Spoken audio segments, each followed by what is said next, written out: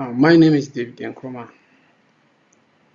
Now, I'm going to be the facilitator for today's discussion.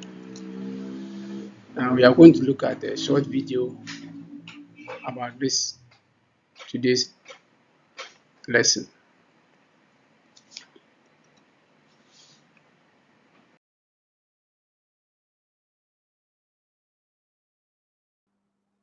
What do we mean when we say visual representation? Well, we want to represent it visually. That's kind of like taking it and turning it into a picture, and it can make it easier to understand. Right now I'm using these cartoons to represent our lesson visually, but you guys won't be using cartoons. They take way too long to make just to show off a simple coffee solution. You guys are going to be using flowcharts. These follow specific rules so that everyone can understand them the same way. So let's go through some basics. If you've ever been in a race of any kind, you'd know it needs a starting and a finishing point. This means that for a race to make sense, it has to have a clear start and a clear finish. This is just as important in flowcharts. And to show our start and finish, we simply put those words into an oval. This shape is called the terminator. Now we start adding our list into the flowchart. To make this visual, we put our steps into shapes, just like the start and the finish. This is where it's important to know what different shapes mean. The first thing we did was ask our mom how she liked her coffee.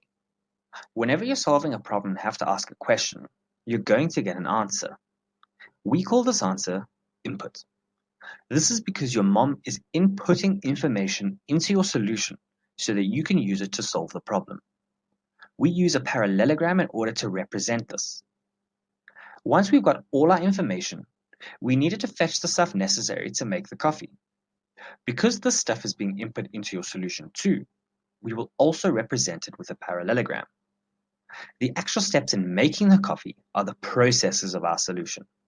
It's where we take everything we need, that's all the information and items we just input into our solution, and do something with it. Often we do something without any of our resources, and that's okay. It'll look exactly the same. We represent these processes with a rectangle. You may notice that some processes, or rectangles, will only happen if something is true, such as if your mom wanted milk with her coffee. If you only do a process if something is true, then you need to check if it's true before we do it. When we ask ourselves a true or false question in our answer, we use a diamond to show it. Okay, so the processes are finished. All that's left is to give your mom the coffee.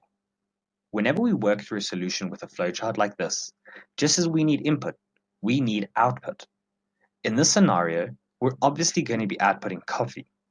What's important to note is that anytime you tell someone something like, your coffee is ready, then that's also output.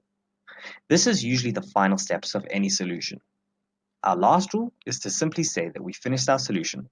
We draw an oval around it, just like our start.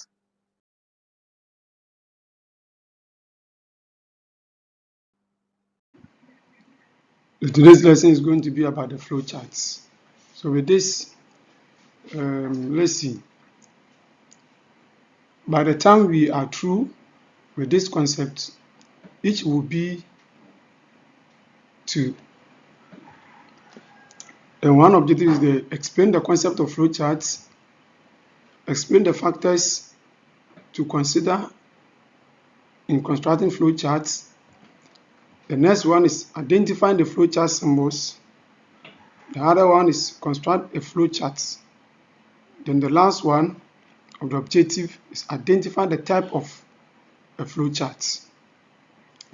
Then let's look at the explanation of each objectives here. And first objective, we are going to look at explain the concept of a flowchart. Now the flowchart concept is the method of pictorial representation of a procedure solution to a problem before you actually start to write the computer instruction required to produce the desired results. Flowcharts are nothing but the pictorial representation of data and algorithm for a better understanding of the code visually. It displays step-by-step solution to a problem, algorithm, or a process. It is a pictorial way of representing steps that are preferred by most beginner-level programmers to understand algorithms of computer science. Thus, it contributes to troubleshooting the issues in algorithm. A flowchart is a picture of boxes that indicate the process flow sequentially. Since a flowchart is a pictorial representation of a process or algorithm, it's easy to interpret and understand the process. That's the concept of a flowchart.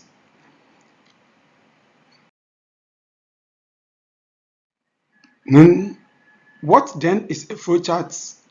What then is a flowchart? A flowchart is a type of a diagram that represents a workflow or process.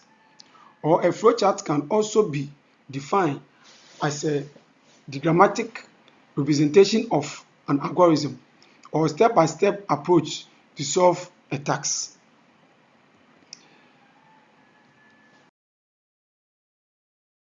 Let's look at another objective, which is explaining the factors to consider in constructing flowcharts. So what are the factors we need to consider when we are constructing the flowchart? Then one, we look at think through the problem solution step by step. Analyze the specification in terms of the required inputs, the output desired, the operations and procedures required to produce the output query the problem by having a narrative definition of the problem definition. And the last one, develop a flowchart, show the logic steps and sequence of steps you want the computer to execute in order to solve the problem.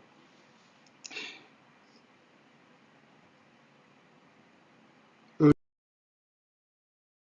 that's the factors you need to consider. Then we are going to look at the flowchart symbols. So what are some of the symbols that we use to represent the flowcharts? Then we are going to look at the symbols one after the other. Now let's look at the symbols here. The different type of boxes are used to make a flowchart symbols. All the different kinds of the boxes are connected by arrow line. The arrow lines are used to display the flow of control. So let's learn about each box in detail. So the first one is terminal. So let's look at the terminal symbol in flowcharts. So the terminal symbol in flowchart is over. That is the symbol here, over. Now let's look at the definition of it and what it entails. So this box is an oval shape which is used to indicate the start or the end of the program. Every flowchart diagram has an oval shape that depicts the start of an algorithm and another oval shape that depicts the end of an algorithm. For example, you look at the start of the flowchart, then you have the end of the flowchart. Then in between the end and the start, you have the process in between, and that process is called body of the flowchart.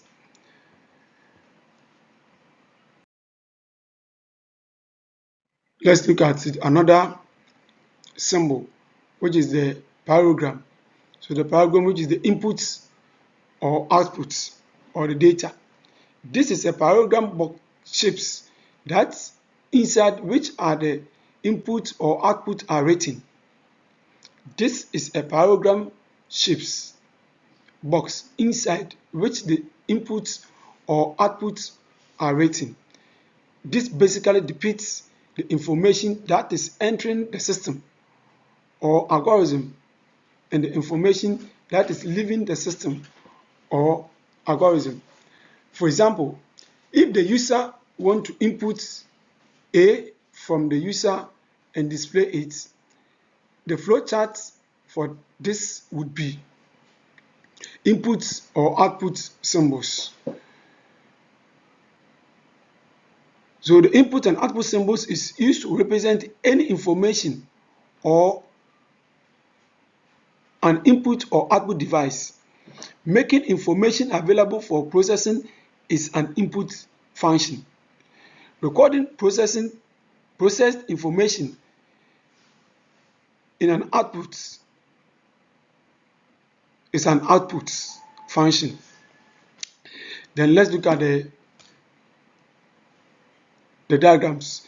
Now we start, then we look at the arrow here, then you input A, look at the arrow, then you paint A.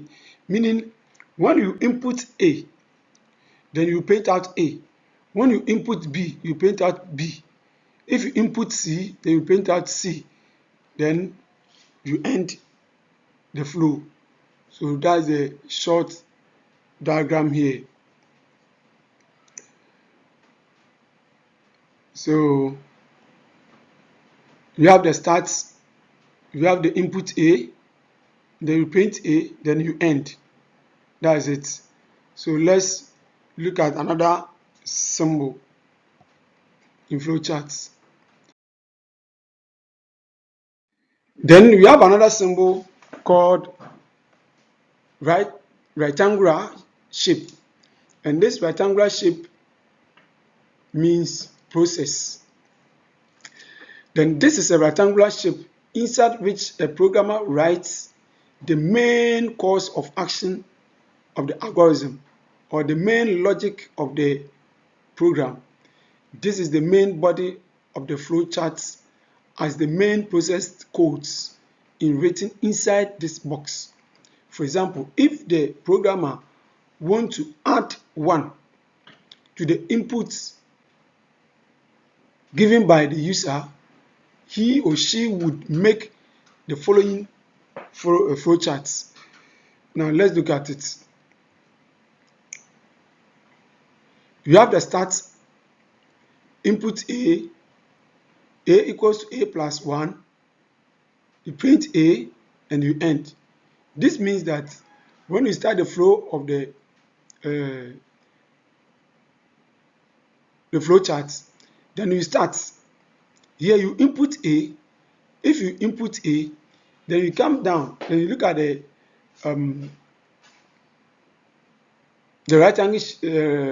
right angle shape there. We have A equals to A plus 1. Then you print A, meaning A is equals to A plus 1, and A plus 1 is also equals to A. You print A, then you end.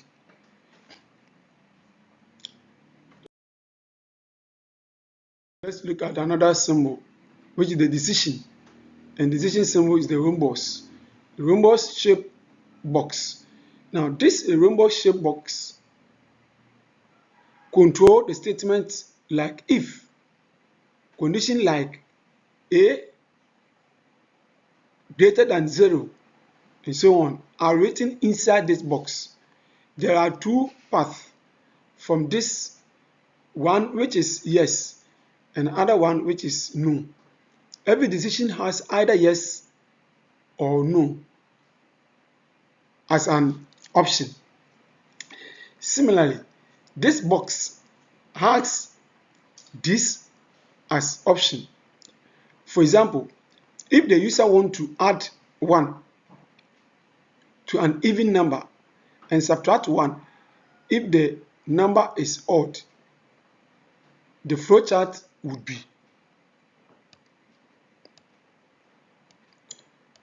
Let's look at the flowchart of this.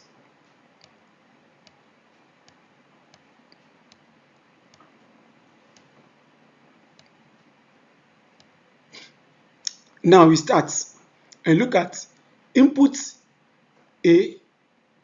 The one you input A, the A will be the number or represent the number you are going to input.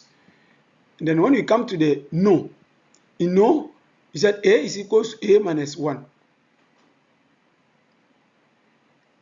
It means that if the number is odd number, If the number is the even number, then you subtract 1, then you get the what?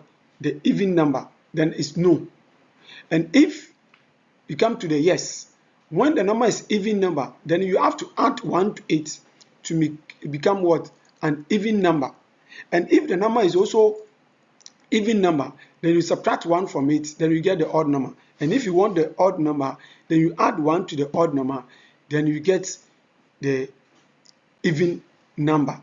So here you print A, and A will represent the even number, then you end the flow as indicated in the example. So we said, for example, if the user want to add 1 to an even number and subtract 1, if the number is the odd, then this is the flow, meaning we are looking at the even numbers but not the odd numbers.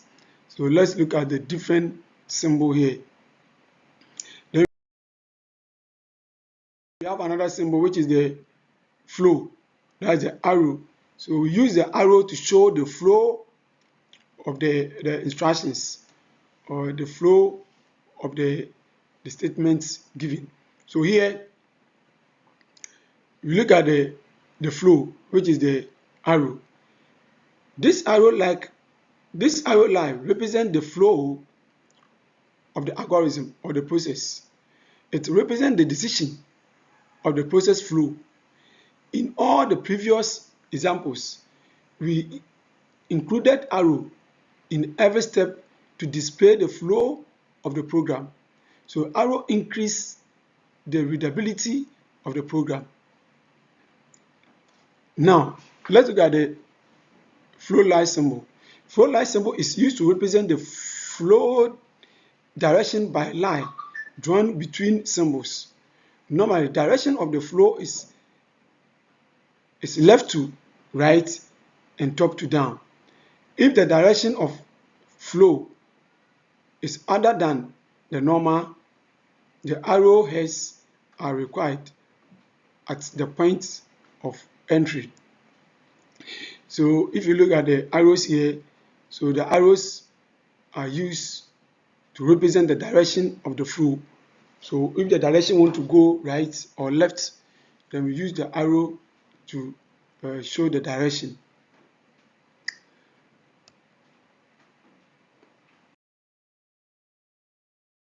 Then, what have you learned so far?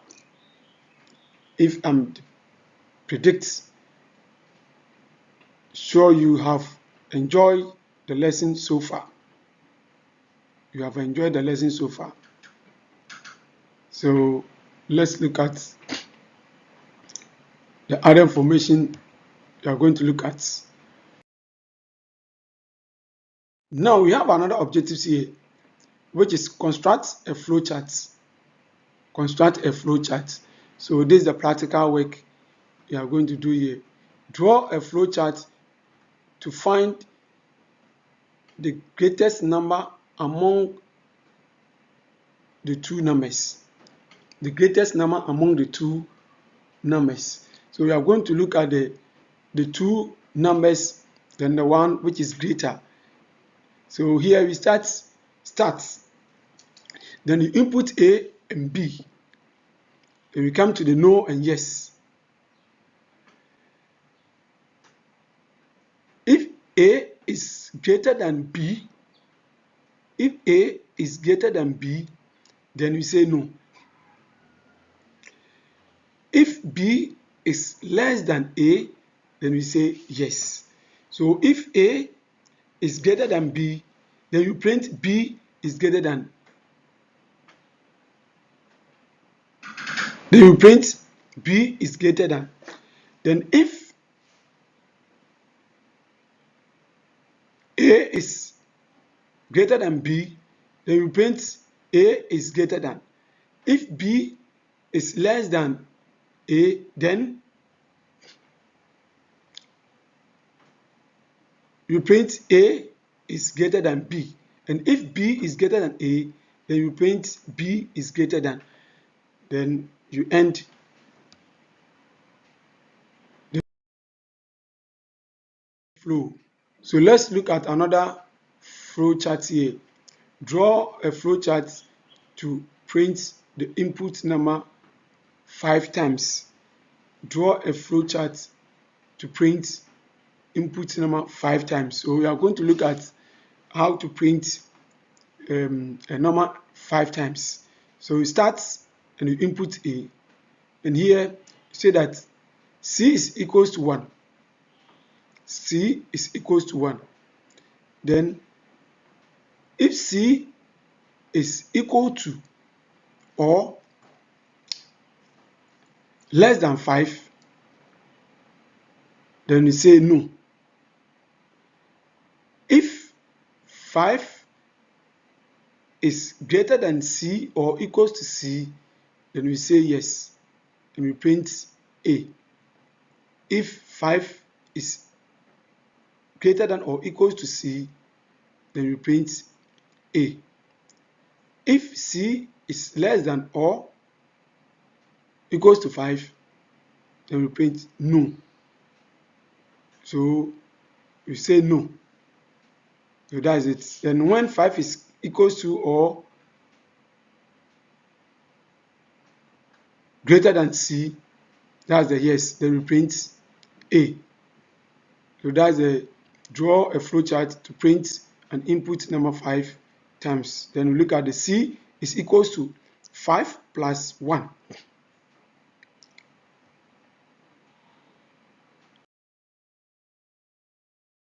And let's look at the types of flowcharts. There are 3 types of flowcharts. So we are going to look at the 3 types of flowcharts are listed below. Then we have process flowcharts, we have the data flowcharts, and we have the business process model diagram. So these are the 3 main types of flow charts.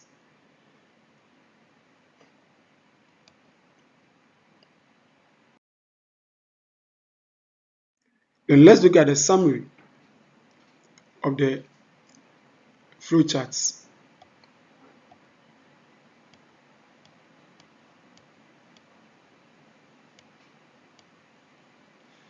Now we have the terminator, which is the oval.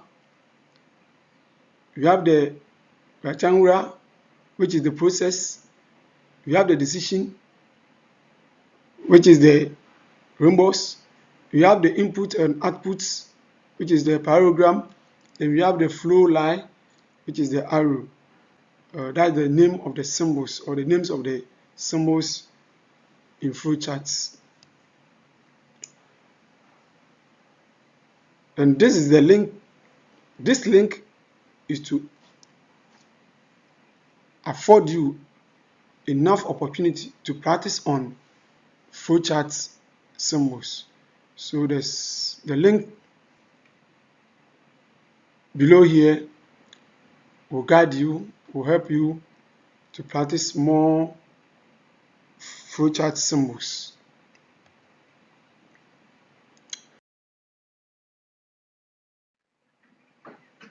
Now here we are going to look at the quiz, short quiz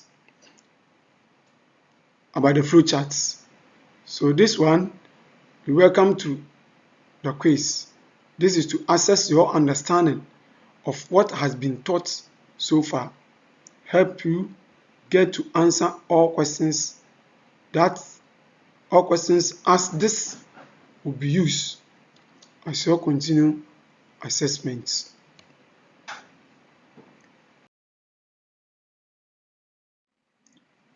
These questions are to text what you learned so far. Question number 1, what is flowcharts? Explain its purpose, importance in problem solving.